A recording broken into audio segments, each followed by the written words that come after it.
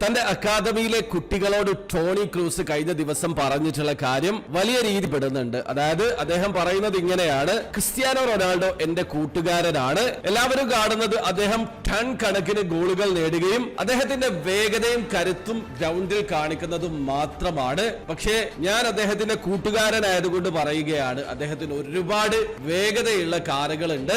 അതെല്ലാവർക്കും അറിയാവുന്ന കാര്യമാണ്.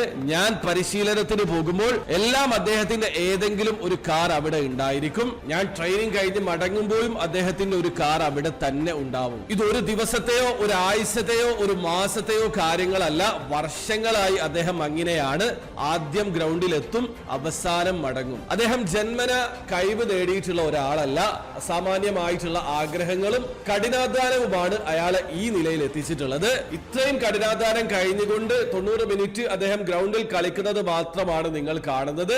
ആ ഒരു 90 മിനിറ്റിനായി അദ്ദേഹം പരിശ്രമിക്കുന്നത് നമ്മൾ കാണുന്നില്ല. അതുകൊണ്ടാണ് അദ്ദേഹം ഈ പ്രായത്തിലും പോർച്ചുഗൽ ടീമിൽ കളിക്കുന്നത് എന്നാണ് ടോണി ക്രൂസ് തന്റെ അക്കാദമിയിലെ കുട്ടികളോട് പറഞ്ഞു കൊടുത്തിട്ടുള്ളത്.